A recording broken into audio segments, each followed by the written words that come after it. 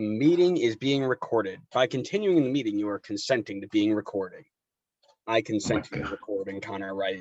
Do you consent? You also have a child over your left shoulder. Little Matt made his debut in the first 15 seconds of the podcast. What's up, everybody? Welcome back to another episode of Designated Players Podcast. New background. I'm on a desk with a chair. Things are going well.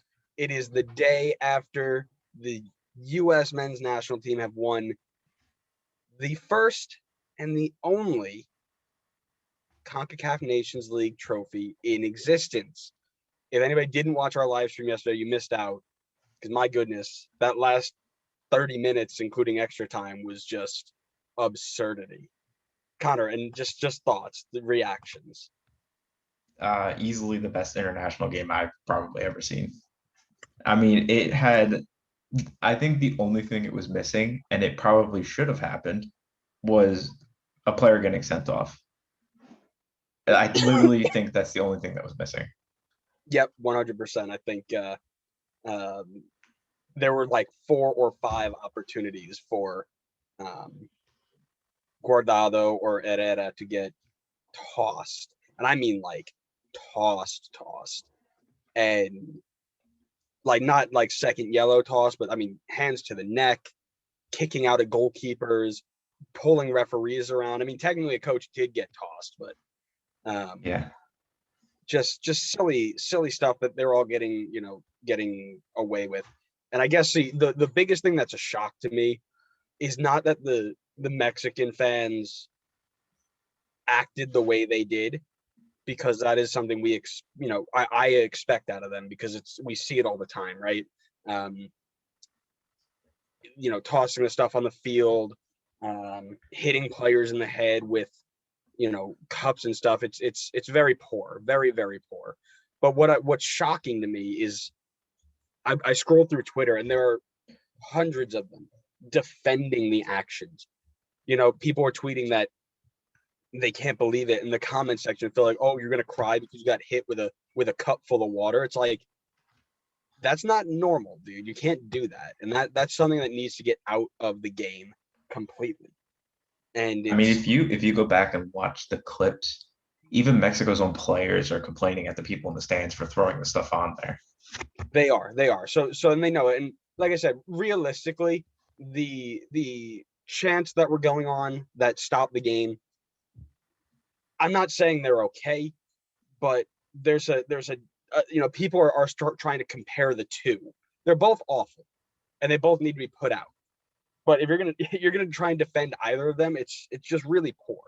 But I've seen more people trying to defend the cup throwing than the racist chants, which is good, because or homophobic chants, or however you want to put that. But I think it's really good to see that, because it means that they're moving in the right direction. In terms of that, people aren't really defending that anymore. A lot of people are trying to get that out of the game, which is really good. Now we got to make them stop throwing their trash every time they lose. That's just me. Yeah. I think this is like a good opportunity to also mention the fact that this isn't every Mexican fan. This is correct. A select group of people that are at the stadium and they're misbehaving. And it's not everybody that's at the stadium. It's not every Mexican fan that's at the stadium. And there's plenty of Mexican fans that, are watching at home that would never partake in this, would never want anything to do with this. So I really as bad as this looks for the whole fan base, it's important to remember that this isn't everybody. So correct. And that's important too, right? Because it's very easy to generalize stuff like that, and you don't want to do that. That's really bad. So that's a really good point. But I think I just want to break down how the last, I think it was like 80 minutes on, right? So Tim Ream gets switched to left back, gets toasted by Lyons. He scores in the 82nd minute. Tim Ream gets subbed for Kellen Acosta at left back. We go up the field and Weston McKennie scores in like the 83rd, 84th, 85th, sometime around there, and we go even. Game plays out to 90. Ethan Horvath comes in and gets a slide tackle into his into his chest or hand area, and no call. Scrum happens, hands to the neck on McKinney, no call. There was a whole list of it here. I'm trying to remember it. We go back into the first extra time, and Pulisic gets the ball into the box, cuts in, is taken down. No call, goes to VAR. Tata Martino goes, puts his arm around the referee in the VAR box, gets sent off, starts laughing about it. Referee calls the most emphatic penalty call I've ever seen in my life. My man stepped up and yeeted his hand towards the spot. Super hyped, which is probably calling in a ton of questions into his judgment into this game. But Pulley steps up. While this is all going on, they're all surrounding the referee. People who aren't surrounding the referee are kicking out at the, I'm actually looking at the picture right now, kicking out at the penalty spot. They kicked the divot right where Pulisic was about to step, try and make him slip. Awful. I just watched the video again. Bang! So they're kicking out at his spot. There's a huge divot. It's like a 6-inch drop off. It's awful. Pulley roofs that ball into the top corner, goes off, shushes the Mexican crowd. Coldest picture in men's national team history. That is, I know it's your Twitter background. I might make it a podcast Twitter background because that thing is dirty. Oh, it's amazing. I might have to. Go back. McKinney, ball gets headed in off a corner, hits Mark McKenzie in the hand to cap off maybe the worst night for any player in men's national team history, which is just so, I feel so bad for the guy. While this is all happening, he goes to VAR, calls it back, steps up. Who was it in the face of the shooter? It was Kellen Acosta. Kellen Acosta steps up and is just standing there waiting for the ref to give him a yellow card, getting in the head of Guardado. Ethan Horvath down to his right, makes a huge save, collects the second ball, falls down on it. Mexican, I forgot to even talk about after we scored, Pulley shushes the fans, and Mexican fans start throwing their cups, hitting people in the head. Gio Reyna gets hit in the head with a cup.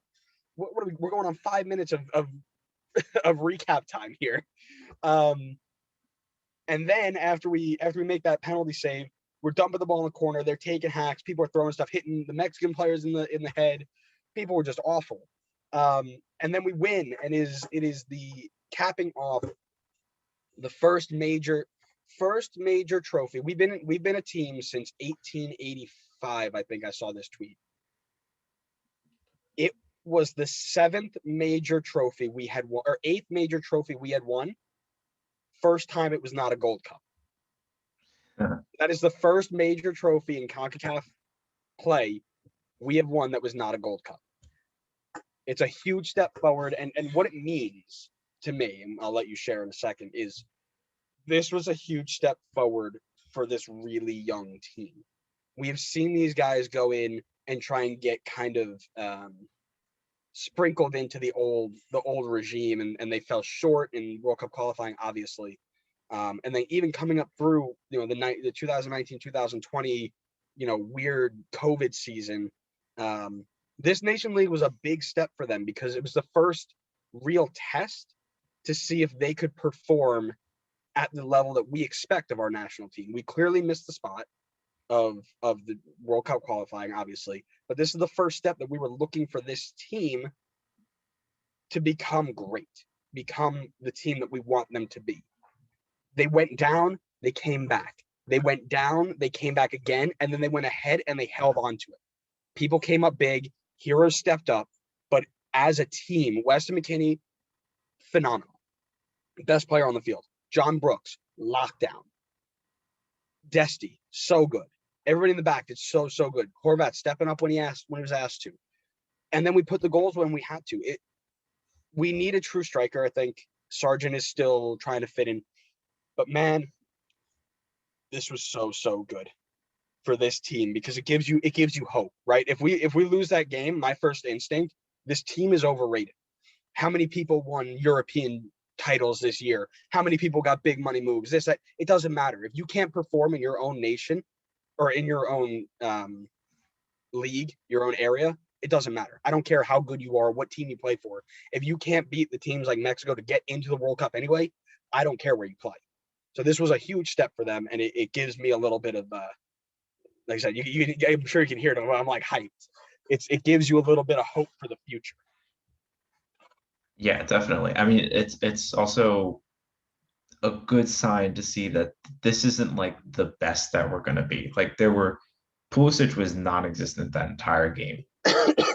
Gio Reyna, while he scored, I don't think that he did too much outside of that. Sargent and Jordan, when he came on, were both pretty much not really involved in the game at all. So there's still so much more that we can add to this team.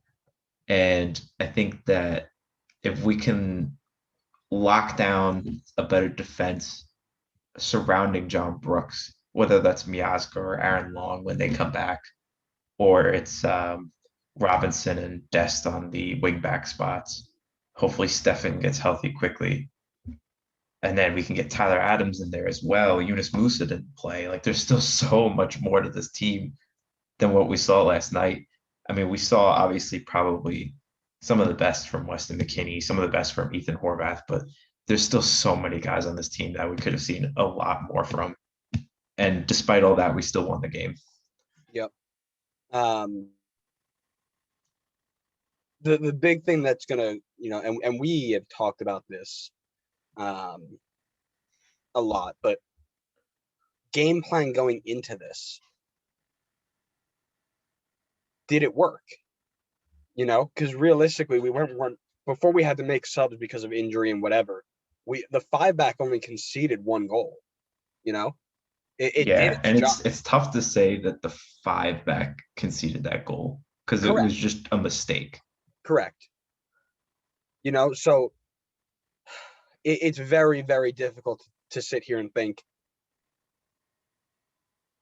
of the coaching decision, because a lot of people put their, when they saw that lineup come out, they're like, Acosta and Tim Ream, like what is he doing? And it was, you put Mark McKenzie in a spot where he was going to be highlighted, right? As a 3-back, and we mentioned this in the live stream, is the way that they play is a lot of one-on-one defense. And as a young defender who clearly was, I don't want to say he was in over his head, but he had a lot going on for him, and that's a tough position to put him in. Now we dug through and got in, but was there anything else we could have done? Tyler Adams, he comes in and really he just calms everything down. Once he came in, he locked the majority of that stuff down. When he's healthy, does he play over Kellen Acosta? Absolutely. But we need this team to be healthy too. That's the issue. We've got these guys young and excited to play. But man, if they're going to stay, they're going to keep getting hurt like that. Whoa, yikes. Yeah, I think Greg's game plan coming into the game was pretty good. Granted, I don't think Ream, Yedlin, or Acosta really added too much to the game while they were in that 5-back. I don't think his adjustments were great, to be honest with you. Him sliding Tim Ream out to left back is the whole reason we gave up a second goal. And also putting Kellen Acosta at left back. Granted, Kellen held his own out there, so I wanted some credit to Kellen for that. Sure, absolutely, yep. But it was just kind of weird. And then Tim Way, I think, originally came on. He was in like a wingback spot, so there was a lot of weird stuff going on with changes. And at the end of the day, it almost seemed like it was more so the talent of the team that won the game as opposed to the decisions that Greg made. Like, it was Pulisic that drew the penalty and scored the penalty. I don't think really the formation or Greg's game plan had too much involvement in that. And then Horvath obviously making the penalty save.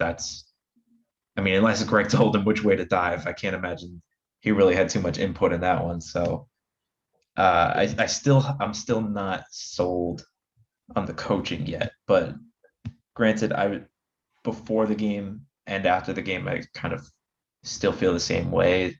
I'm not on the Greg out bandwagon, not yet, but I'm also not sold at the same time.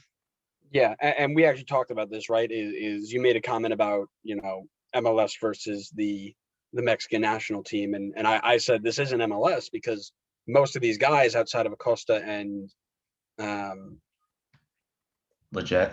Legit, thank you. They're all European players, but you made a good point. The coach has MLS experience. He doesn't have the European experience.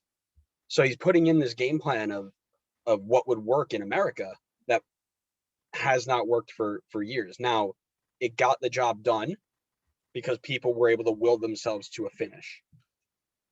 Yeah, it would be interesting to look at the team as well. Like how many of these guys have actually even played competitive top level games in MLS? Like Pulisic hasn't. I don't think Weston has. I don't Weston think didn't. no Brooks didn't. Geo, No Horvath. No Geo. no Really, Sargent. Sargent hasn't. No, I mean majority of these guys probably, and I know that a few of them like Weston and Geo, they trained here when they were younger, but I bet They a lot moved of these, early for a reason. yeah, a lot of these guys probably are not familiar or really familiar at all with an MLS game plan that I'm sure Greg is bringing in because it's not like Greg has coached in Europe before. So what else is he bringing to the table? I mean, obviously he can like watch film and get some other ideas from watching other people, but he's never experienced it himself. Yeah. Yikes. No, I'm just reading some reactions now saying the same thing. Um, my biggest thing that I loved about this whole thing before, and we'll move on to we didn't even intro the rest. This is part 4 of our we couldn't help ourselves talking about USMNT, but this is part 4 of our series of best 11s for teams, but we had to just jump right into it because we loved the game so much. My favorite thing was the soccer coverage we got. Deuce, Gooch, Davies. Just You had a absolutely. friend over there. I know. Hi, How are you? I'm good. How are you? Good. How was your trip? I'm doing well. How was your trip? It was good. It wasn't too bad. Yeah, you made it. You stopped. You said you stopped, and then you went back, and then you continued. Yeah, probably be coming home soon enough. I actually got some time off of work in a couple weeks. Oh, nice. Yeah, might be coming back home again. There you go. Yeah. All enjoy. Yeah, thank you. Goodbye, Andrew. Sorry, tomorrow. Yeah. Okay. Make sure you call Grandma before you. I will. I'll see you later, Connor. Bye. Okay. He can't see you. Turn the camera You off. can't see my undershirt? No. Turn the camera off. Okay. I could hear the Islander shirt. You can hear it. I can just say whoop whoop. Whoop. Yeah. There you go. Bye, Ma. One more game. That's fine. I'll cut it out. Yeah, but I have to edit that. Can't you just cut that chunk out? I might be able to. Okay, hold on. Well, see, that's the thing. I got to now dig it out and find it. I'm gonna before we go on. If we're cutting things out, find it. You don't need to. I'll get it done. I'll get it done. After I'm done here, relax. I'll get it done.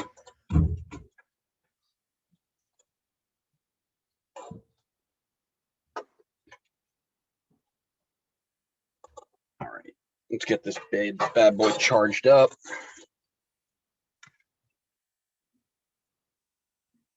All right. So where were we? I don't remember where we left off. Something USMNT related. This is why I need to go back to Kentucky. The only person who bothers me is Grace, and at least Grace contributes something. My favorite thing about this whole thing, that's where we picked up. Favorite thing about the whole experience was the coverage we had, the pregame, the postgame, the live reactions. So good. Deuce, Gooch, Davies, 3 players who have played in this team, who love this team, who have given everything they had for this team, now reacting to the next generation doing it. The live shot when they zoomed in on them as Horvath made that save and their reaction, them freaking out, that's the type of stuff we need. You know, that when you look at English soccer, and I'll use this as the example, right? And you look at things like the Watford Leicester playoff is the one that always comes to mind when they save the penalty, drive up the field, cross it over, and score. The live reactions of the announcers and the sports coverage people are what get you moving, right? Like if you were just watching that clip, you had no idea what was going on or how it was, you know, how it affected anything. It's just a cool goal.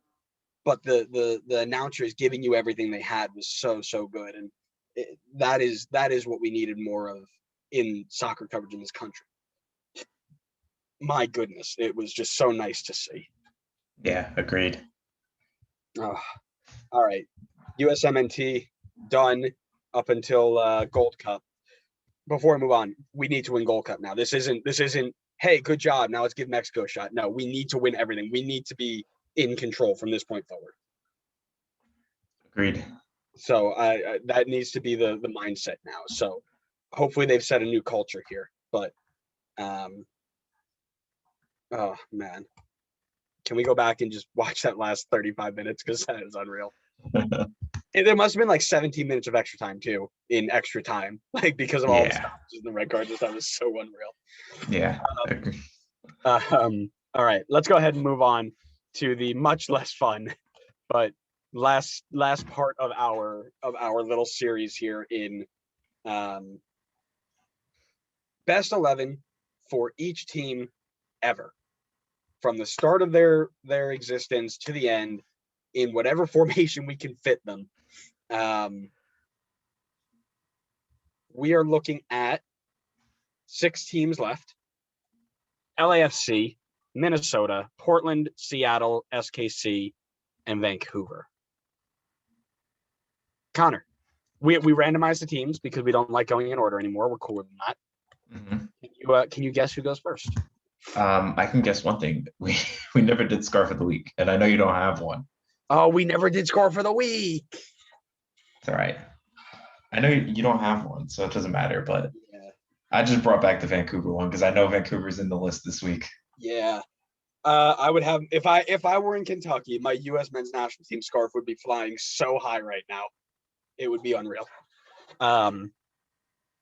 Yeah, man, I'm all over the place now. See, when I'm not in Kentucky, I don't have a. You just got too excited by the men's national team. I did. I really did. God, it was such a good game. Who? Right. Yeah, I don't have mine, but who do you think goes first? Portland. Incorrect. 0 for 1. LAFC in the house. The team that broke onto the scene is one of the best. One of the best expansion teams probably in history outside of Seattle, right? In the way that they and Atlanta. I'll give Atlanta. Thank you. I know you were starting to like jump. I'd say those are probably the best 3 expansion teams of all time in the modern era, right? Not including, Chicago or when we first started, right? You want to go first? What do you got? Well, I mean, goalkeeper is pretty easy. Kenneth Vermeer. Of course, Kenneth Vermeer, FCC legend. In goal, who do you got? Tyler Miller. Me too. Tyler Miller was the expansion goalkeeper nobody expected. Took him from Seattle in the expansion draft. And it was everyone was kind of like, took who? And he came out, started, and lit it up for this team. Got himself into the men's national team picture. And before he got traded and hurt, he was legit. So, easy one there. Who do you got it right back? I have Steven Beitashour. Me too. A lot of this team is going to be focused around the points, the expansion team points record setter, whatever. That first year they were here when they blew everybody out of the water, I think. But who do you got at center back? I have Eddie Segura and Walker Zimmerman. Me too. Zimmerman is a clear shout. Yeah, Segura, I think, was the only other real option, right? think so too. Left back, we got. So I put Jordan Harvey, but I am open to other options. I also put Jordan Harvey again, just because of the team that was so successful. Yeah, I put Jordan Harvey as well. CDM. Yeah, I'd be open to hearing an argument for Diego Palacios, but I'm still sticking with Jordan Harvey. Me too. This may be fantasy bias as well because he lit it up for me in fantasy. But yeah, I would if I put this in the LAFC Reddit and heard Palacios over Harvey, sure, no question there. Agreed. CDM. Easy one, Atuesta. Yep, me too. Center mid. Mark Anthony K. Yep, Cam. I put Latif Blessing at Cam. Me too. There were a lot of players that have filled into that role. They usually run a 4-3-3 with a flat 3, and then they kind of interchange that way. But Blessing has filled that role really nicely after being a winger in SKC for the longest time, going into LAFC and taking over that like central role was really impressive. I was very shocked at that when he first went over. But filling into that role he was really good at it. So Agreed. Yeah. Mark Anthony K, obviously before he got hurt, was one of the best two-way midfielders in the game. And Atuesta has been linked with a $4 million move to Palmeiras for like 3 months now. Left mid, right mid, striker. Left mid, Rossi. Right mid, Vela. Striker, Diamante. Me too. Did we just agree on an entire team? Their team is pretty straightforward. Yeah, I know. Diamante at striker kind of hurt me because I was like, man, he was good, but he wasn't that good. He didn't play a lot. He was always behind. They put Rossi as a false 9. They put Rodriguez up there. They put a whole bunch of people up there, but he was the most effective and outside of BWP, but I'm not putting BWP anywhere except Red Bull. So yeah, it's weird how, I don't want to say unsuccessful, but like compared to Rossi and Vela, how mediocre their strikers have been. And maybe Corey Baird can change that, but yeah. And that's kind of the thing. They've been missing the Zlatan-esque striker, haven't they? Mm-hmm. They really have. LAFC done. That was real simple. Yeah, quick one. Yeah. Shall we move on? I think we shall. Who do you think's next? I'll say SKC. I'll say you're wrong again, my guy. All right. Vancouver. This one is either really straightforward or we're going to disagree on everything because they haven't been great forever. Mm-hmm. But that doesn't, that means they could have a lot of really mediocre players or they could have just their easy standouts. In goal, I've got David Ousted. Agreed. Figured that was more of the straightforward one. Right back, I've got Jake Nerwinski. So right back, I couldn't decide between Nerwinski and Beitashour. So if you go with Nerwinski, I'm fine with that. So let me take a look at how long was Beitashour there in Vancouver. He played 58 games for them. I put him because he was there in 2015 when I think that was their best season.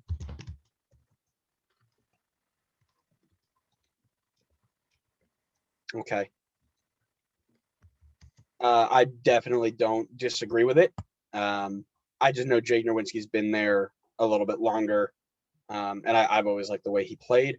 But if you want to tell me that Steven Beitashour, I see Steven Beitashour in order: San Jose, LAFC, and then here.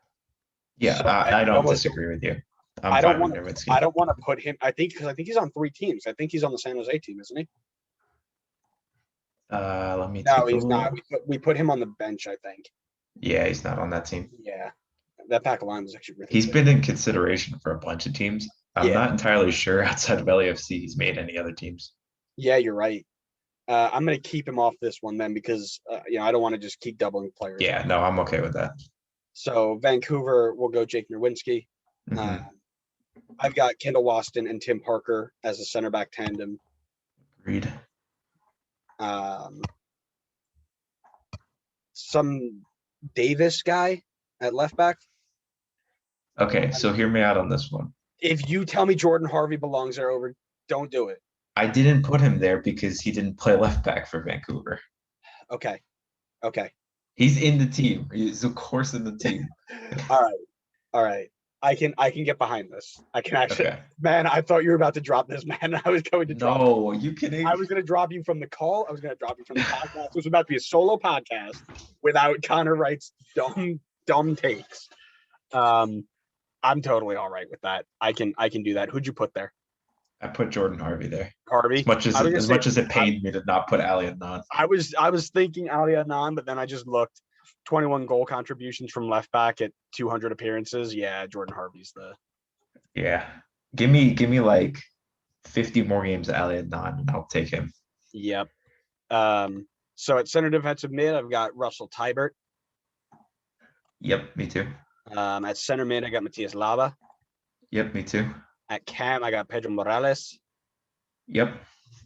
Now, I had Teixeira at left mid, but I'm going to move him out to the bench and put Davies at left mid.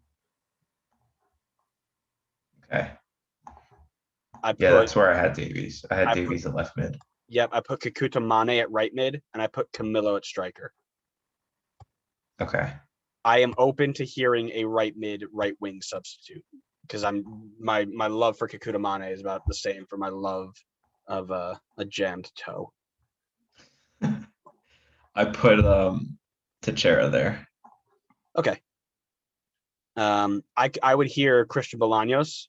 I think I'd actually go Christian Bolaños over Teixeira there. Because Teixeira was a left mid, right?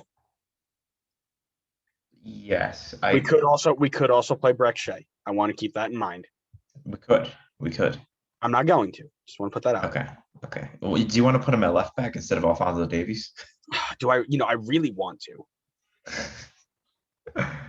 So what do you want to go with Teixeira or Bolaños? Teixeira, how many games at right mid?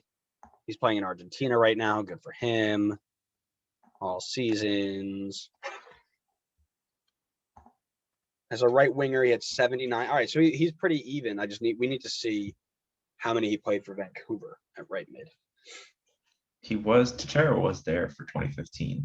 He was. Okay, I'll give you Teixeira. I'll drop Mane to the bench. Okay. I genuinely want to put Mauro Rosales on the bench, I think. Okay. Or I want to put Kikuta Mane on the bench, so he's there. I want to go look at. There was a left mid that I wanted to put on the bench by the name of Breck Shea. I put in there 65 games, 9 goals, 6 assists, but he was there, if I remember correctly. That was the earlier part of his career. After Stoke. No, just kidding. It wasn't the earlier part of his career. I lied. He went from Dallas to Stoke on loan about 9 times, and then he got there 2017 to 2018. He was one of their better players. So I want to put Breck Shea on the bench just because of, it was not a great team that year. Mm-hmm. But it was he was a really good contributor for that year. And then throw him in there. Then the other player I wanted to add was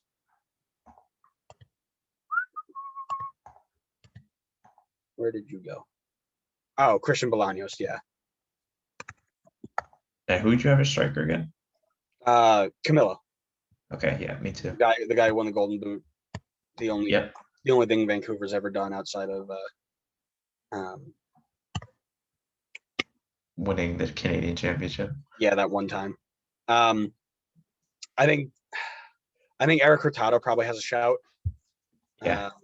17 goals, 14 assists in 123 games.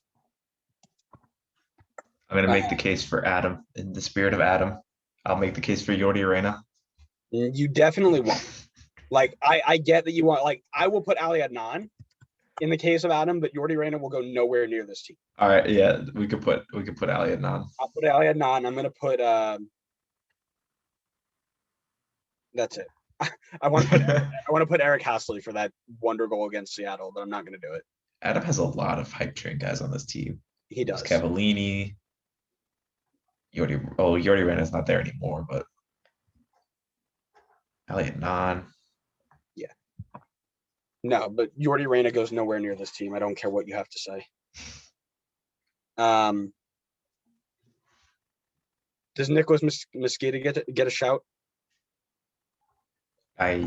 What position? Attacking mid.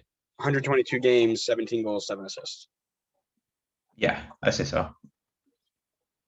Yeah, that was before he went to Colorado, and now he's been in Colorado ever since. Okay, Vancouver, set, happy, Yes. highly. You sure? Yes, that was another good one for us. Yeah, we were all right there. We're knocking out the easy team, saving the hard ones for the end. Yeah. Who's up next? If the trend stays the same, we're knocking out the easier teams. I think it's Minnesota next. It's not. Oh, It is Sporting Kansas City. alrighty, here we go. This Time to disagree. We're about to yell loud. I did this one, so you can go. You can start this one here. Oh, goody. Go ahead, do it. I'm ready to yell. Go ahead. Say something dumb. Okay, you ready? You want to hear something dumb? Say something dumb. All right, so I went with Wait, freeze. At goalkeeper, I want to make it nice and official. At goalkeeper, who do you have? Tony Miola. Incorrect. It's Jimmy Nielsen. Here we go. Let's go. Open up the stats.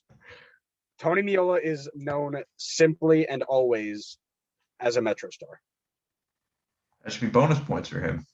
I mean, it's bonus points because he's not a KC Wizard.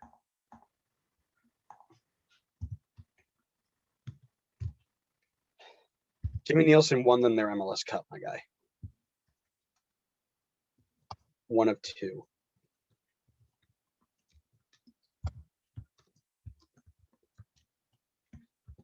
MLS Cup in 2013 and 2000. He won them the MLS Cup in 2013. Tony Miola won it for them in 2000, being the MLS MVP. God, you're going to make me take Jimmy Nielsen out of this team for Tony Miola. You're really going to do it. I might. It's really he was there. Tony was there come on, Tony was on the Long Island Rough Riders. He's got to be in this team. I'm well aware, but this is a Sporting Kansas City team, not the Long Island Rough Rider team. Now listen, here's my argument. You can feel free to debate me all you want on this. Okay. What type of competition was Tony Miola playing against in 2000? When probably that ridiculous DC United team. God, stop it. You shouldn't be making me do this. So he was there. Tony was there from 99 to 2004. I want to look up if he played in 2004 because they had a really good year that year too. Because they were second in the league, they lost in the MLS Cup final, and they won the US Open Cup. So they were really close to a treble. I hate you. Because Jimmy Nielsen was one of my favorite goalkeepers of all time. Listen, if you want to put Jimmy in there, I won't fight you on it. No, you will, and you probably should. 2004, he played 21 games, so he looks like he at least played some of the season, but he didn't play the playoffs. So here's the thing. This can't be right. What can't be right? I looked up the 1999 Major League Soccer season. Kansas City finished in last. Yeah, they won in 2000. Yeah, no. I put 1999/2000 season, and it gave me the 1999 season. I'm like, wait a second. You know, MLS doesn't have the slash seasons. We play the whole season in a year. No, I know. All right, so they finished first. Oh no, that DC United team was awful. Oh, in 2000? 2000 was awful. Chicago Fire was a good team. Oh, okay. But the Wizards won the Shield And the Cup. and the Cup. They beat the Rapids with 7 points over 3 games. God, I love old school MLS playoffs. So good. They beat the Galaxy on sudden death extra time.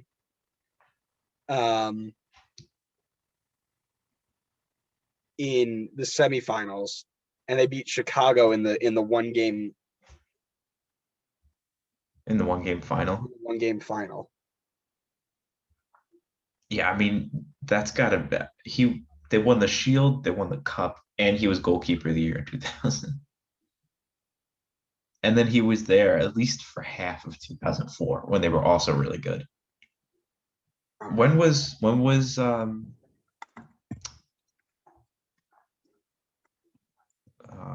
sorry, I'm blanking. When was Jimmy Nielsen with SKC? Jay Do you remember? Nielsen played from 2010 to 2013. Listen, you easily have a shot with him too.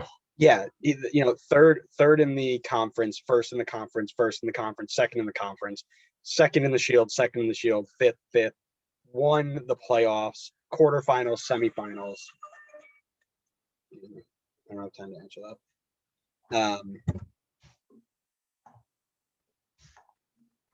I almost feel like the only thing giving Tony the edge is just the goalkeeper of the year. He really is, isn't he? Maybe we just put Tony and then we can leave it up to the subreddit. Yeah, we could do that. I think you put Tony in there, you put Jimmy on the bench, but man, yeah, again, this might be recency bias. I never watched Tony Miola play. However, okay, wait, hold on, time out. Jimmy did win an MLS goalkeeper of the year with SKC. He just didn't win it in the same year that he won MLS MVP. He won it in 2012, which is when they won the U.S. Open Cup. So yeah, he's got they the came US in Open second. Cup with him too. Technically, I think Tony does also. Because he was there in 2004 and they won the U.S. Open Cup. Did he play in 2004? Yes, he had 21 games. He played 1 game in the U.S. Open Cup, though. I think he might have got hurt. Or maybe did he leave during that season? No, maybe he got hurt.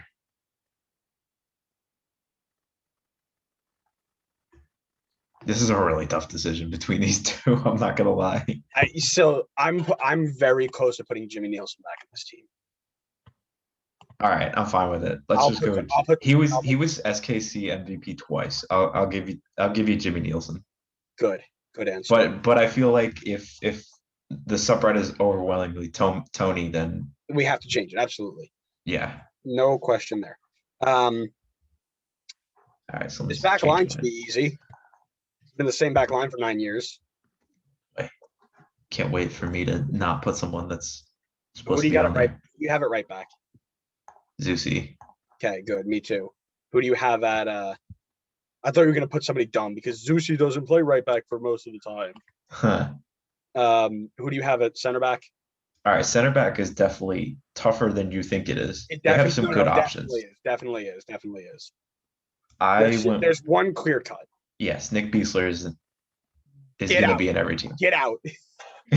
Get out. No, I said Nick Beasler. Yes, you did. Get out. I meant Matt. Get out. Goodbye, you're cut. You're so unprofessional. Oh, my brain just shut off. I looked at his name and then my mind was like already working on something else. And I was just like, oh, Nick Beasler. Matt Beasler. All right, I'm opening up the 3 people I think have a shout at this second spot. That is Nick Beasler. I feel like you're not even Who do you got? You're definitely not even considering the guy I put. If you put Nick Garcia, you're out. No. You put Nick Garcia. I did put Nick Garcia. Why? I don't know. Let me pull it up. The answer is either Ike Opara Aurelian Collin, or Jimmy Conrad? Nick Garcia was there from 2000 2007. So he was there for the 2000 season where they won the Shield and the Cup. They won they did the double in 2000. Then they finished last in the conference 2 years later. Yeah.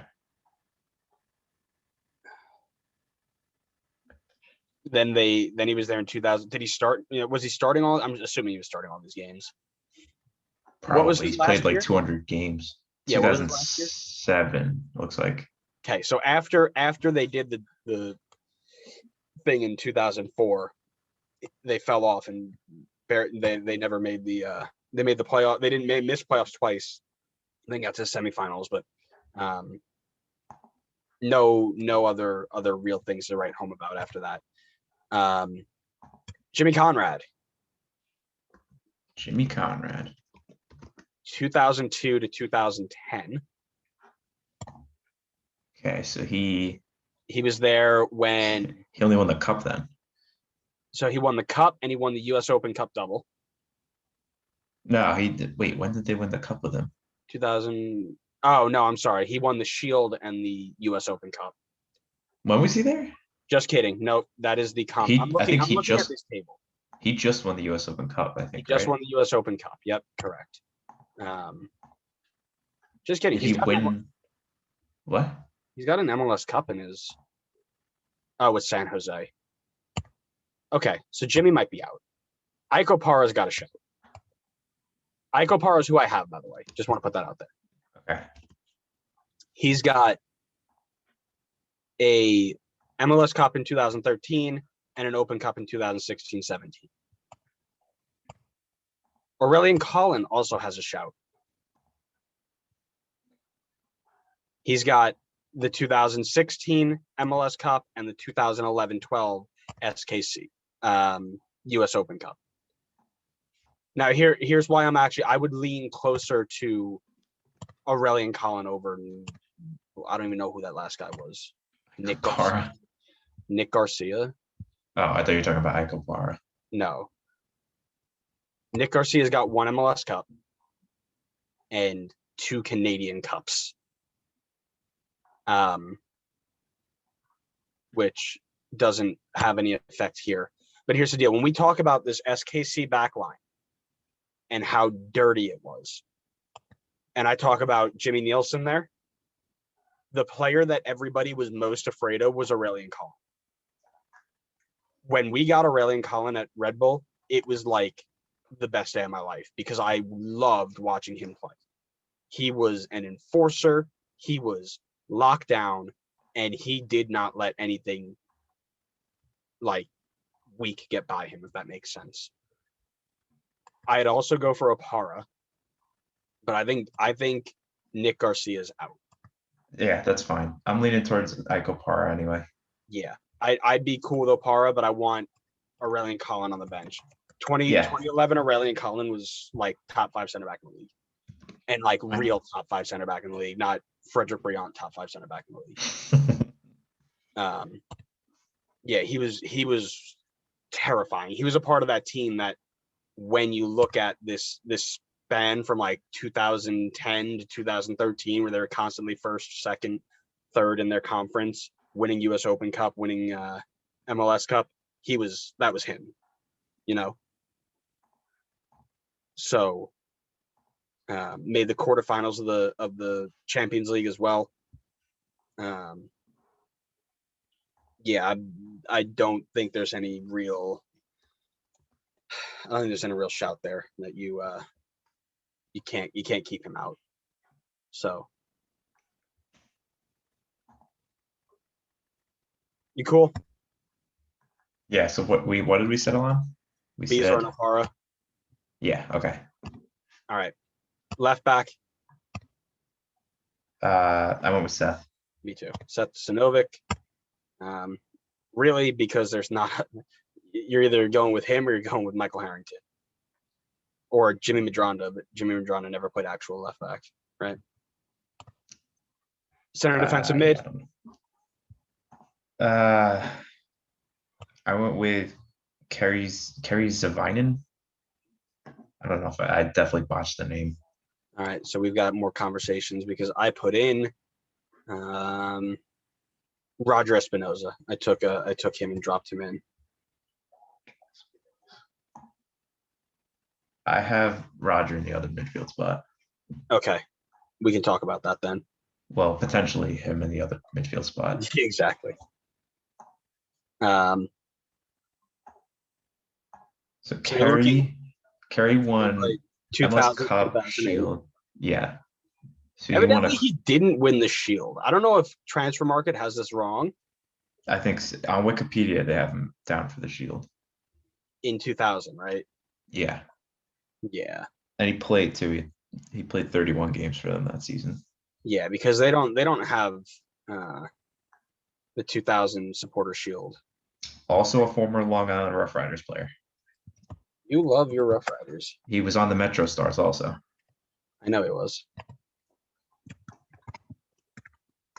He was MLS Best 11 in 2004. He's won the Cup, Shield, and the US Open Cup. I guess the question here, who's your other center mid? I've got Feilhaber, Preki are my other two there. Okay. I'd also hear Jack Jewsbury. Yeah, I was looking at him, but I don't remember if he won anything. I was looking at Davy Arnaud. Davy Arnaud is more Vancouver to me than SKC. I don't know how that's possible. Davy played 259 games for SKC. Then maybe I have it backwards. I might have it backwards. Yeah, so I'm cool not having Jewsbury in there because he only started playing for the team. Like he was on the team. He only started getting minutes in 2004. So when they did the conference, the runner-up in the Shield and the U.S. Open Cup, they don't have the U.S. Open Cup on his thing either. Transfer Market's slacking, my guy. Yeah, they're not very good with the awards, it seems like. Yeah. Okay. All right, so I think we can narrow this down to three guys and then kind of. So we can narrow it down to Kerry, Roger, and Benny. So I've got Benny wasn't a center defensive mid. I'm not playing him there. No, that's fine. Yeah, MLS Best 11 in 2004. Open Cup in 2004. Supporter Shield MLS Cup double in 2000. For Kerry. Mm-hmm. Who were the other one you were thinking? Roger Espinoza and then Benny Feilhaber. So I'm not gonna put Benny in there. So we'll go either Roger or Kerry. Couldn't we put both? Don't we need two center mid spots? I have Benny as my center mid 8. Did you just? Oh, you're just talking about the defensive mid spot. Yes, correct. Okay. He won 3 Open Cups. Mr. Espinoza did, and then took a break and won an FA Cup with Wigan before they got relegated.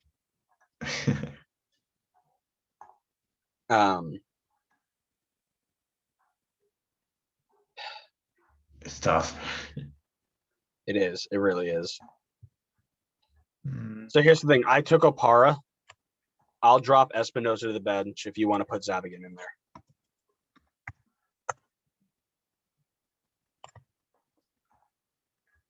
Yeah, I mean, he did win. I mean, he got the double in 2000. And Roger only has Open Cups, right? Yeah. Yeah, I mean, in terms of like legacy, they both have played a ton of games. A ton, yeah. It's not like you can just pick one out for being good for like a year. All right, so let's go Kerry and Benny. I think that's pretty good. Yeah, I think Benny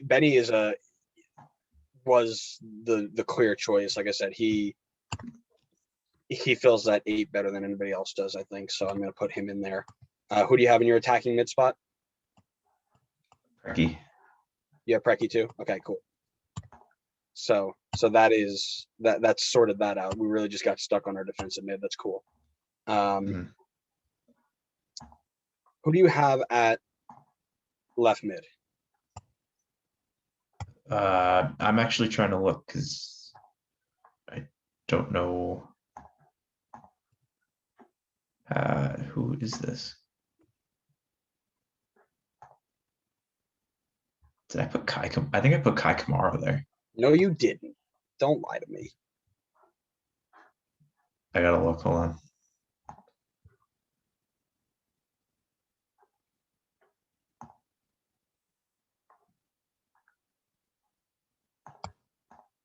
Also, it's criminal nobody's signed Kai Kamara yet.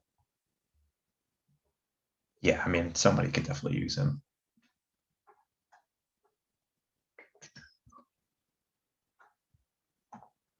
Where's my team?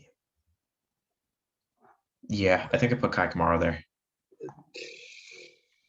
He played, so Transfer Market had him, and obviously 25 it doesn't. games.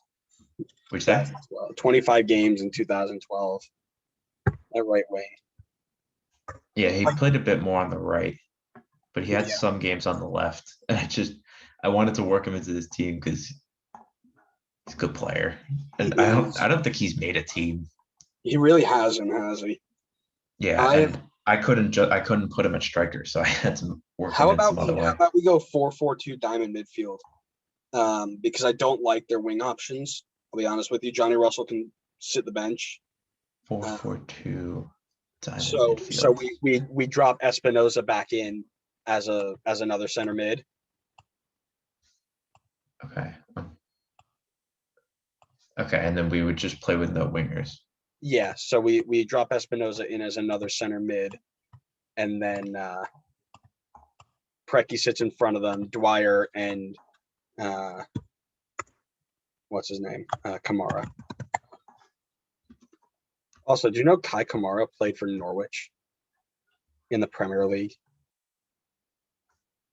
It doesn't surprise me as much as I thought it would. It's pretty cool. Give me 1 second. Yeah. All right, I'm fine with that. But one person that's definitely got to be on the bench is Chris Klein. Yeah, I'm cool with that. Okay, so then let me fix this. All right, so we'll run through the team before we finish this up, just so we both have a good understanding. Yeah, I was just trying to figure. Yeah, I thought that because that's what Kai Kamara pulled out heart-shaped hands at SKC. I remember that. That was kind of like a big deal. That was like a cool celebration for him. Did I ever win anything with them? Was he there for the cup? He was, yes, he was there in 2012, if I remember correctly. Yeah. He was there. He was there for the 13 Cup. Wasn't we?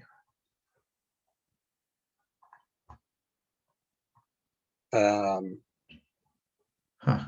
Wait, was he there? Wikipedia doesn't have it on his thing. It's on his transfer market. Okay.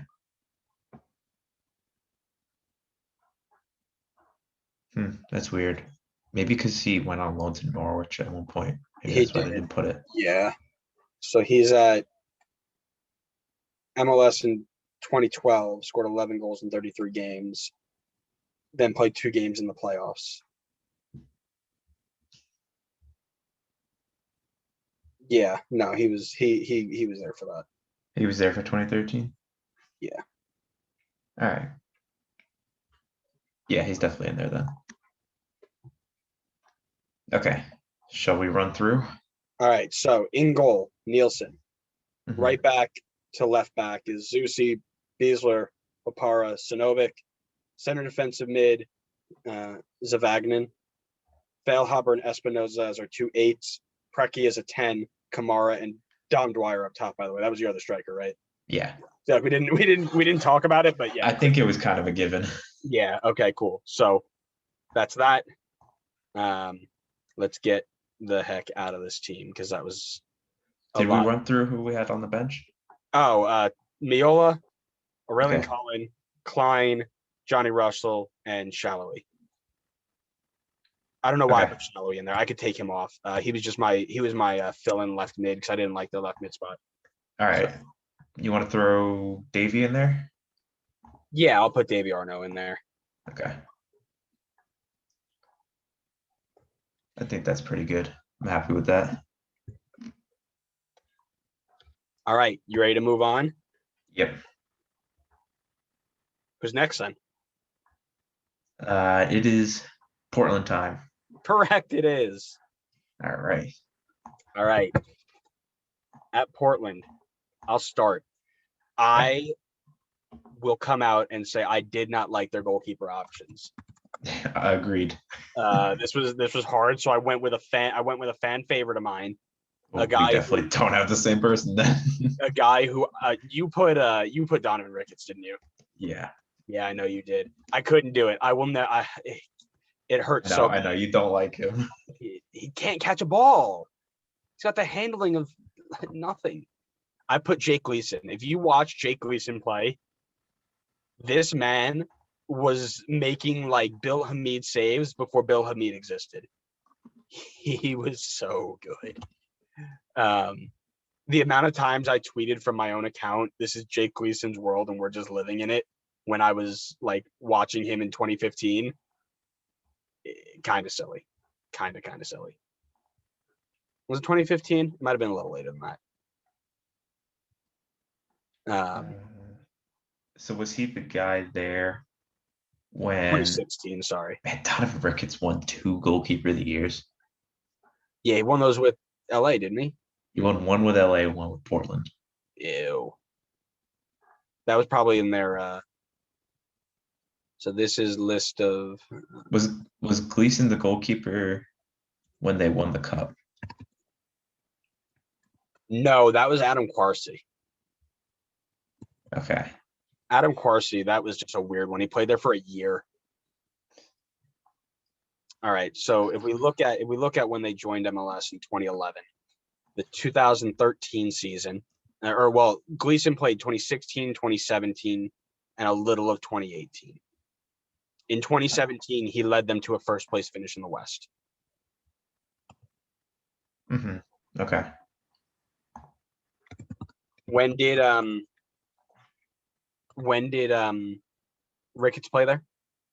It's like 2012, 13, and 14. 2012, they finished 8th in the West. 2013, 1st in the West, 3rd in the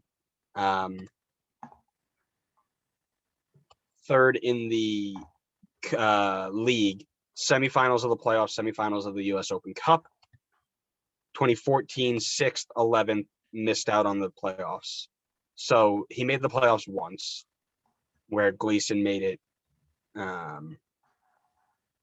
twice technically. And Gleason was on that team where they won MLS Cup, by the way. He just didn't play. Yeah, I saw that.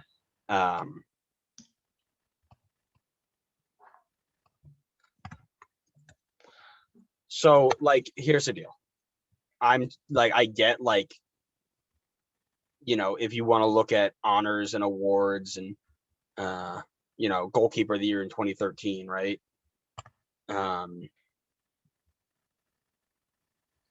I refuse, just because I've watched them both play, to put, I don't care what he won. Like, I know for the most part we were going off of like, oh, who won what and this and that. I won't do it. Like, I mean, I will put Jeff Adenoa in there before I'll put Donovan Ricketts. I just fine. We'll put Gleason in there.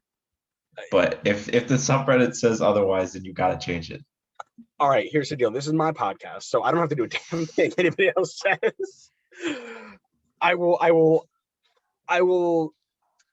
He's like, I will respectfully disagree with them. I will listen and politely ask the subreddit users if they ever actually watch Donovan Ricketts try and catch a ball. That's all I'll ask. Let's just move on before you go on another tangent. He's so bad. He's not good. Who do you got to write back? I gotta look if this is the right guy. Are you shocked with your own pick? I am shocked with my own pick. I put Alvis Powell in there. I put Atlas Powell too. But Portland Alvis Powell was really good. So from what I was reading, because I didn't get to see a lot of him play because it was before I was like really following, but he was either like amazing or garbage, and there was no in between. which is very, very on track for his entire career, except there was a lot by the end of it, there was a lot less A lot less good. good, right? Yeah. Zarek Valentin gets a shout, but Alvis Powell at Portland was very good. Yeah. He was there for the cup and he started in that cup game.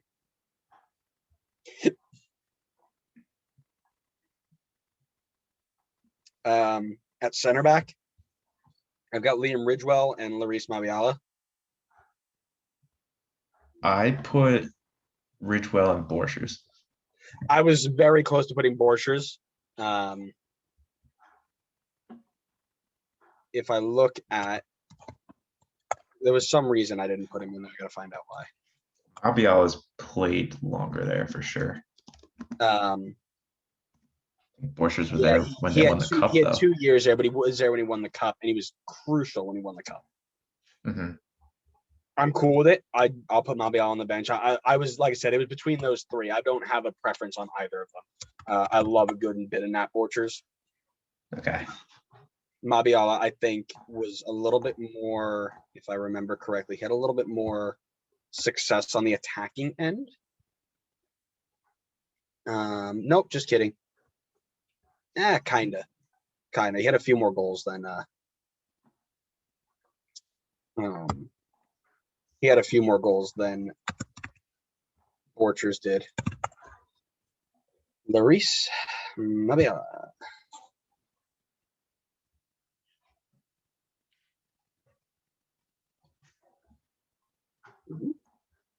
Hold on. Dead air. Yeah, Mabiala scored 9 goals in 106 games for this team. Like I said, I'm cool going wherever you want to go with it. I think he's been you can go with either one and really not bat an eye. What he started there in 2017. He played half the season there when they won the league, and they really haven't done much since then. So I'm totally cool putting Borchers in there for the win and having Mabiala on the bench. Sure, sounds good to me. Yeah. Left back, I have Villafana. Yeah, that was an easy one. Yep. Center defensive mid, I put this guy in. I'm not sure you've ever heard of him. His name is Diego Chara. Ah, man, I put Jack Jewsbury. I know. Jewsbury goes on the bench for sure, by the way. But yeah, Diego Chara is a no-brainer here. You know, one of the best defensive mids of the entire decade. Whatever. Mm. Yeah, so I'm gonna have to like explain my team to you because it's gonna like. You're about to get really stupid really quickly. No, not stupid. You sure? It sounds like you're about to get really stupid. No, I'm not gonna get really stupid, but okay. So I have Chara and Jewsbury in midfield because listen, wait. Go ahead. I know you're freaking out inside. I'm not. Go ahead. Because when I looked it up on Transfer Market, Nagby played mostly on the wings for them and not as a center mid. He did, didn't he? He did. Yeah. I remember. And there was no shot I was leaving Nagby off this team, but I played him on the wing as opposed to playing him in the midfield.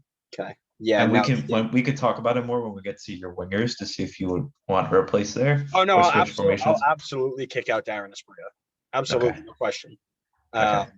No, I remember this I remember this very, very, very clearly.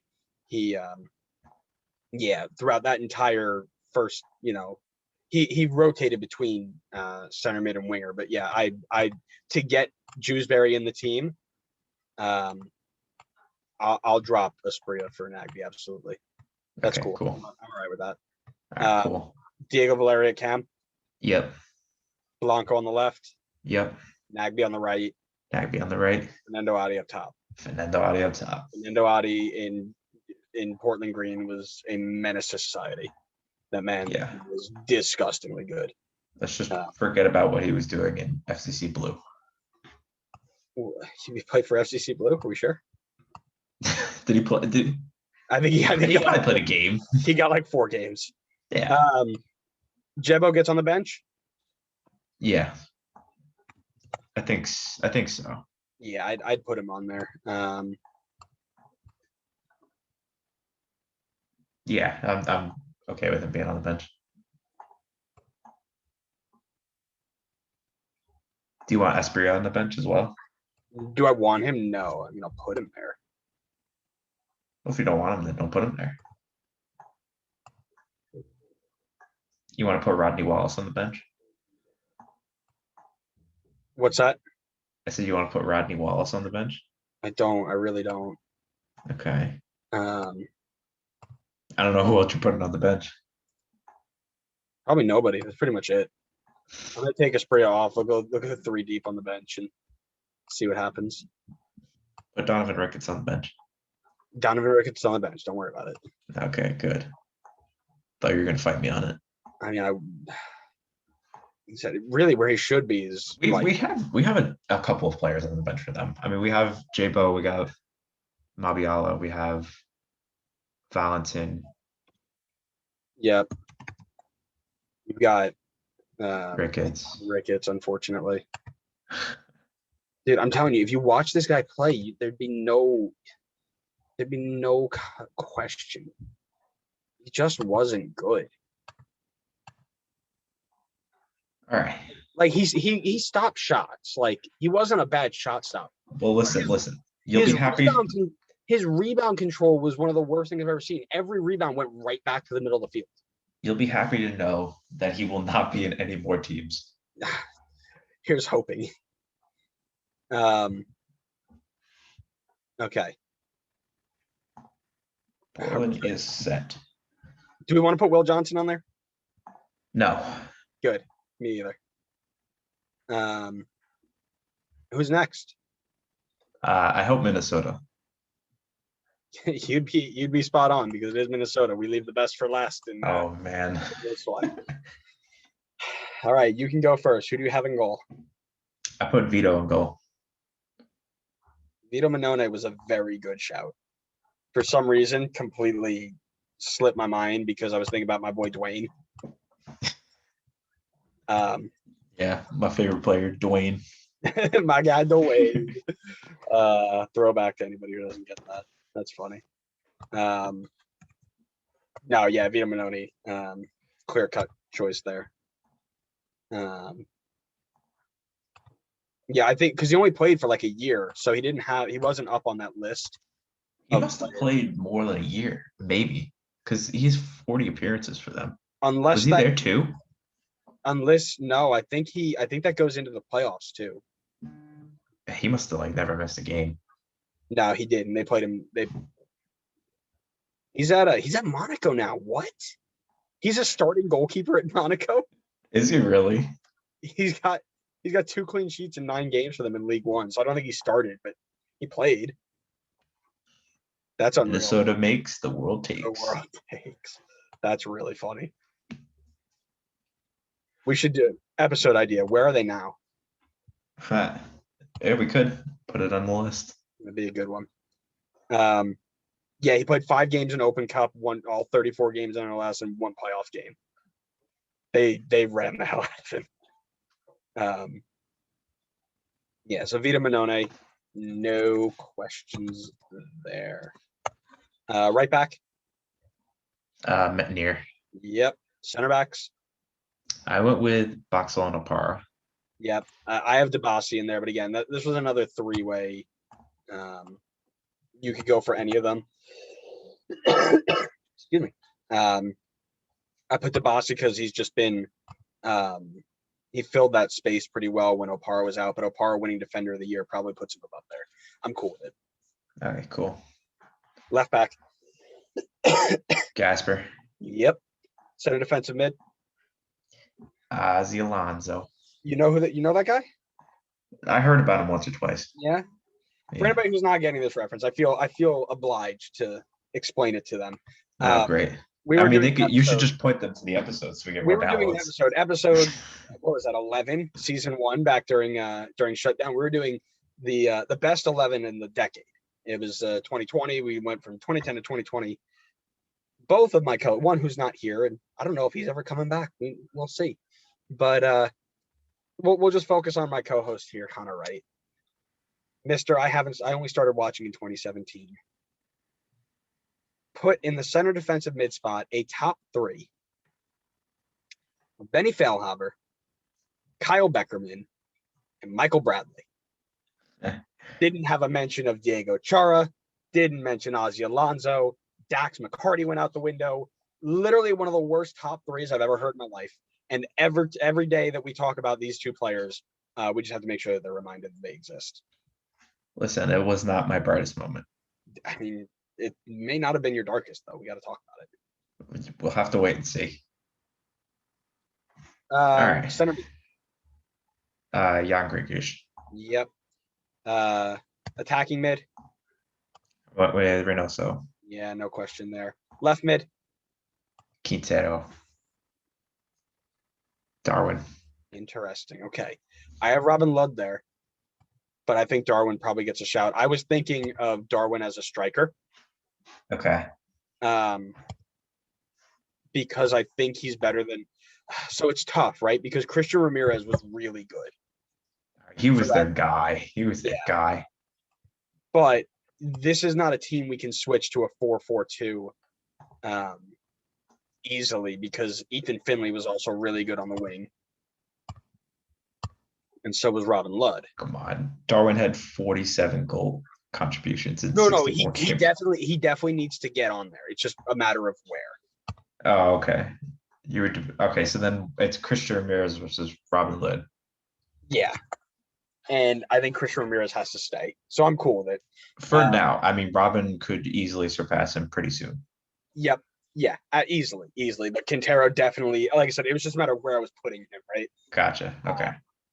So I had him as a striker with Ramirez on the bench, but I can switch it to Ludd on the bench, Quintero up, and Ramirez in there. That's cool. All right. Gotcha. Who do you have at right mid? Kevin Molino. Oh God, that's a good one too. You didn't put Kevin Molino on this team? I didn't put. So here's the deal. Oh God. I've been yelled at way too many times because Kevin Molino was only a 1-year wonder. So I look at Ethan Finley, who did it for 2 years. Kevin Molino's played 7 less games than Ethan Finley, and he has 19 more goal contributions. Yeah. The other thing, this should be a no-brainer between the two of them. The other one that is on there who definitely makes a bench is Ibarra at right mid. Yes, agreed. Their wingers for a league that is not very good with their wingers have been very good. They have been. Yeah. So. Okay. Cool with it. You're gonna put Mason Toy on the bench for Adam? I'll put Mason Toy on the bench for Adam. Okay. He'll be happy to know. Yeah. I'm sure he will, as he's off partying with his new friends. Loser. Yeah, I'll put Mason Toy on the bench for him. So to recap, Minone, Metnier, Boxall, Apara, Gasper, Alonso, Gregus, Reynoso, Quintero, Molina, Ramirez. Yeah, think so. Yeah, I'd say we check with the Reddit, but I'm pretty sure nobody wants to hear from us on there. Not right now. Whatever. Yeah. So that is our final list.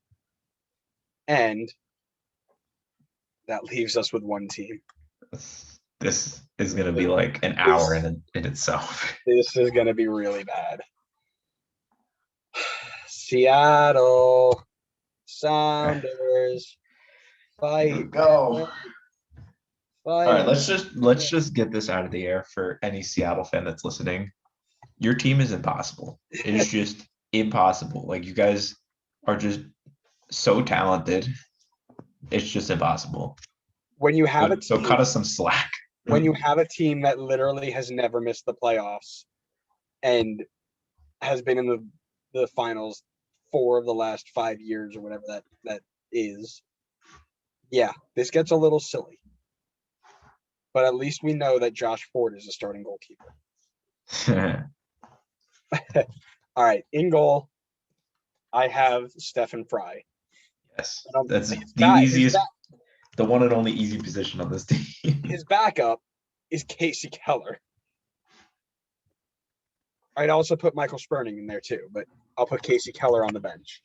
Every player is going to have at least two backups. It's going to be stupid. Probably. At the right back position, this one also I think was pretty straightforward. Kelvin Leardom, and you're going to put DeAndre Yedlin, I think. I put Leardom, but I wouldn't say it's straightforward because I think Yedlin deserves to be in the conversation. Definitely. I mean, you don't get a move to Spurs if you're not a talented player. And I know that he's like a lot of speed as opposed to like technical ability, but I would still have him in this conversation. So let me ask you something. Mm-hmm. Right now, at the peak of their career, Kelvin Leardom or DeAndre Yedlin? Both at the peak of their career? Well, like if you had to pick one from their time at Seattle, who are you taking? Don't think about just the way they play. Don't look at titles. Don't look at awards. Don't look at any of that. Who are you taking? I'm leaning towards Leardom, but that's mostly because I feel like I watched Leardom more than I did Yedlin. The impact that DeAndre Yedlin made on this league was something that so we talk about Kamar Lawrence being so dominant on that left-hand side. DeAndre Yedlin was that on the right-hand side, and he was also a homegrown player. Right? So he was the first real homegrown to step on the field for this team and be like, oh, damn, this guy can ball. Now, if you want to go back and look at trophies and titles, DeAndre Yedlin, Cup Supporter Shield double. Kelvin Leardom, 1 cup. So Kelvin Leardom helped them get to this, these finals all the time, but he never helped them win. In fairness, Yedlin never won a cup. True, but he's got a double, and he's got an open cup, Sure. and he's got he's got arguably something even more important, and that's a Supporters Shield before 2019, which is really the league title, right? And I'll die on this hill. Before 2019, the Supporters Shield was more impressive than the MLS Cup. Now, let me rephrase that. Before 2019 and after like 2014, that span where you had like 34, 35 games playing every single team once was more important than winning MLS Cup.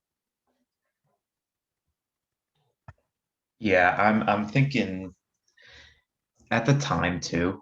I mean, nowadays we're like cranking out homegrown players and sending them off to Europe with a much better regularity. But at the time when Yedlin made the jump from Seattle to Tottenham, that felt like a big deal. Like that felt like the first time that's happened maybe in a long time, maybe ever. Not ever. I won't say ever. But it felt big. It felt huge. Yeah, I wish there was a list of like every homegrown and where they ended up going. Oh, that's an episode idea. Here you go. We got them. Leading homegrown. Oh, no, that's records and goal scorers and stuff. Yeah, that is an episode. Where did our homegrown players go? I like that. Cool. I'm gonna put Yedlin in there. I'm gonna put Yedlin also, especially for going off of talent. Yeah. I mean, that's what I have written down too. I was like, if you want to go off legacy, you go, I think, Leardom. But if you want to go off talent, I think you go Yedlin. Yeah, and we're trying to make the best team, period, not the best team like. Yeah. Speaking of best team overall, at center back, Chad Marshall. Let's get that. Yes. That's another. We got one of them. Yes. And I've also put in Roman Torres. Okay. And I will hear arguments that are not Brad Evans. Okay. Any reason why not Brad Evans? Because Brad Evans played outside back, Okay. at least at the latter stage of his career. Listen, I will trust your opinion more than mine. I had Brad Evans in there because on paper he looks great on transfer market. 247 games and 48 goal contributions from, and they have him listed as center back. Of course, I'm going to put him in there if I haven't seen him. Oh yeah, no, I'm looking here, and he's got 50 games at center back from 2015 to 2016. He was like a fill-in. I mean, 50 games at center back from those over 2 seasons. Yeah, but how long was he there, right? So it looks like they track it. Maybe. Let me see. Hold on. Yeah, he started there in 2009. Played there all the way until 2017. So 50 games over two, unless they track it only back to 2015, which no, they go back to 2012. So he only played. I said he played center mid. He played right mid. Yeah, he was kind of all over the place, but Yeah. it, So it looks I like won't. his most played position is center back. I mean, a lot of his goals and assists are obviously going to come from other positions on the field. Correct. All right, I want to see when he played center back. If he played center back in a year that they were a dominant team, and I know they were good every year, but like a year that they were winning stuff, He played I'm there gonna- 2015 and like half of 2016, it looks like. But he didn't play there for the 2016 playoffs. He only played there in the regular season. okay, I see that. He played 15, one playoff game in 15. And then he A bunch played of Champions League games. Yeah, Champions League, then 16. All right, so then it's versus Roman Torres, you said, right? I put Roman Torres. I'm open to hearing other things. I'm open to hearing maybe Jeff Park, maybe Patrick Ianni. I'll hear. I don't know about Zach Scott either. We'll see. All right, so Yes. Jeff Park. Let's talk Jeff Park. 2010, won the U.S. Open Cup, 4th in the conference, 6th in the league, made it to the quarterfinals of the playoffs. 2011, 2nd in the conference, 2nd overall, won the U.S. Open Cup, quarterfinals of Champions League. 2012, 3rd in the conference, 7th in the table, semifinals of the playoffs, runners-up in the U.S. Open Cup, semifinals of the Champions League. Started center back all those games. Patrick Ianni played from 2009 to 2014. 3 U.S. Open Cups, 4 U.S. Open Cups, right? 2009, 2014.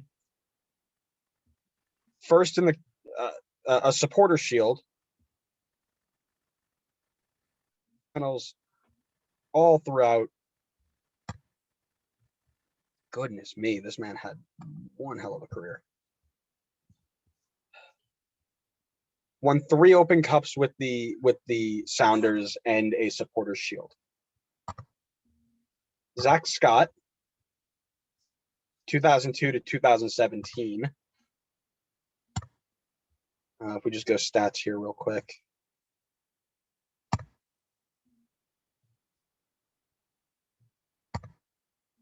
Like 217 games. It's going to be broken down by season at this point. But yeah, so all the way up to 2017 when they were winning all this stuff, he was there. My knee-jerk reaction right now is to give me Patrick Ianni over Roman Torres.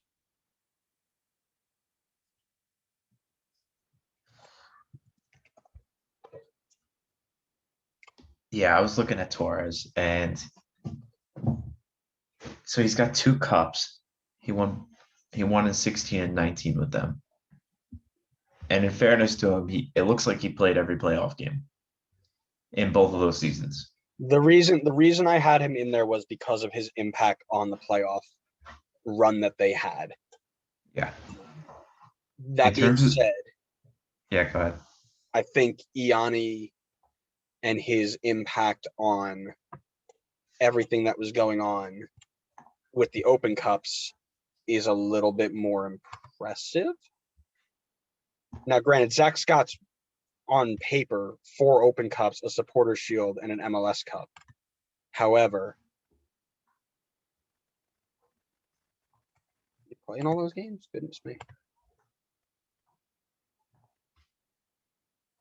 No, so he wasn't there for that playoff game, or well, he played. Yeah, Zach Scott wasn't a consistent day in, day out guy. So I'm not like super hyped about having him in there. So he's got a good resume. I'm gonna say no to Zach Scott. Okay. Something I'm gonna say if you're gonna do that for him, then it's gotta be the same for Roman Torres, because he was the same way. for sure. He Yeah. just like didn't play much in the regular season. Yeah, it just came out big in the. All right, I'm cool with that. So that we're gonna take Roman Torres out, put Patrick Iani in, and I'm gonna put Jeff Park on the bench. That'll be the backup center back. Cool. Yeah, and I think we'll just listen to see what other people have to say on that one. Oh man, we're gonna get blamed. Listen, we can only do so much. This team is so hard to pick from. Really At least we got Chad Marshall right. Yeah. And Stephen Fry, I guess. Yeah. It's the little wins. Yeah, right. Left back, I have Leonardo Gonzalez. Me too. I can't put Jovan Jones in there because he's a winger. Knew who was playing center back this year. Brad Smith is really good, but not there long enough. Defensive mid, I put Ozzy Alonso. Remember that guy? Yes, I put Ozzy Alonso. I just want to make sure you remember him. Just all right. Now that we're like getting farther into the team, I just wanted to let you know I made a 4-1-2-1-2 wide. Okay, so you only put 2. No, wait, you didn't put Christian Roldan in? I did, but I put him on one of the wings. For who? I don't listen. People had to get taken off somehow. Listen, there's going to be guys that both of us leave off. We'll just talk about it. We'll talk through it. We're gonna yell about it. All right, so I've got Christian Roldan in my center mid spot, and I've got Ladero at the cam. Yes, I have Ladera at the cam too. I've got Jordan Morris playing left mid, Clint Dempsey playing right mid, and Obafemi Martins playing striker. Now, I get that you wanted to make 2 strikers for this, but who did we take out? Oh, so you didn't take anybody out. You just changed him from a midfielder to a winger. Yeah, pretty much. Oh, okay. I'm cool with that. Because Roldan did play a lot of right mid when he started. Wait, hold on, I'm trying to think now. Did he? So you had Dempsey on the wing with Jordan Morris.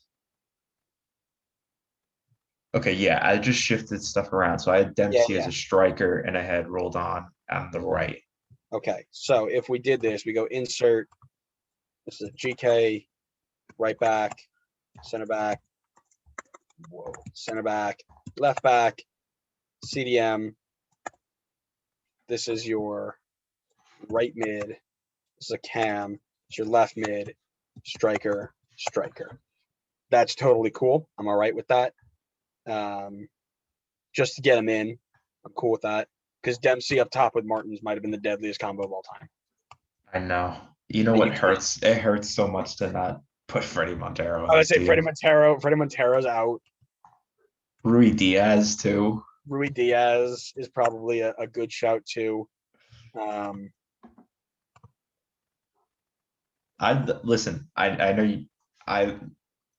the earliest memory I have for the Seattle team is that partnership of Obafemi Martins and Clint Dempsey, because they were just ridiculous together. Yep. But I am open to listening to other people make an argument for other people at striker other than Obafemi.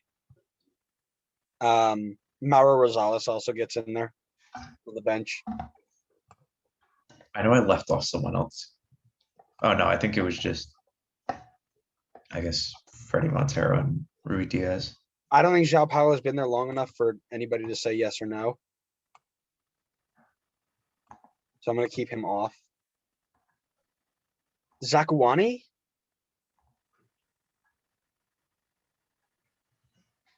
Does Steve Zakuani make this list? Where is he? He's a left winger. Before he got hurt, he was the number one pick in the draft. He was dirty. Where are you putting him in this list? Oh no, I'm on the bench. I'm saying on the bench. Oh, okay. Yeah, if you want to put him on the bench. You know Lamar Nagel's playing indoor soccer right now? Look at him go. Good for him. Yeah. I'm not putting Lamar Nagel on this, but Freddie Lundberg. Does Freddie Lundberg make this list? I don't know. Does he?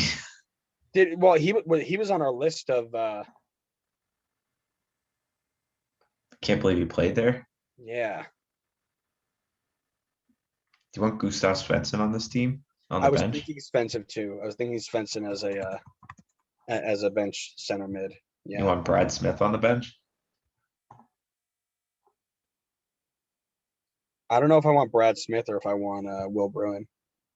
You want Brad Evans on the bench? I'll put Brad Evans on the bench. It's tough because he just played so many different positions. Yeah, well, I mean, having that flexibility is pretty good. Will Bruin probably gets in this list, right? It's going to be like 20 people on the bench. Eddie Johnson probably has to get in this list. 29 goals in 65 games. It's just everybody. Everybody makes the list. Nelson Valdez. What a guy. Yeah, Let's just see what happens. that's gotta be. I can't. All right, so let's run through it. One more time in the 4-1-2-1-2 wide formation. Uh-huh. Stephen Fry, DeAndre Yedlin, Chad Marshall, Patrick Ianni, Gonzalez, Alonso, and Ladero in the middle, with Roldan and Morris on the flanks, Dempsey and Martins up top. On the bench, Casey Keller, Leardom, Jeff Park, Freddie Montero, Rui Diaz, Rosales, Zakuani, Svensson, Brad Evans, Will Bruin, Eddie Johnson. There's so many people on the bench. Bro, this makes me feel like we were looking at DC United again. Except we actually probably saw some of these guys play. Yeah.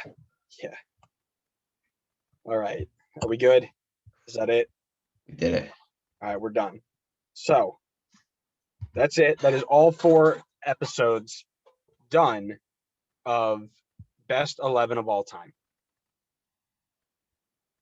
Now, the fun part. We're going to create a random tournament to pin these teams against each other. And we will sit down and have a conversation regarding which team is probably more likely to win, or some variation of that. We might do a simulation. We could probably create a quick simulation for this if we look at statistics for each player over the team, and do something like you did with the remember you did that thing with the baseball where you were able to like predict what would happen? You put like a randomizer on there. Oh, yeah. We might be able to do something like that. We can look at a whole bunch of statistic-based analyses, but that looks like the end of it here. So stay tuned for that. What not? You didn't program them?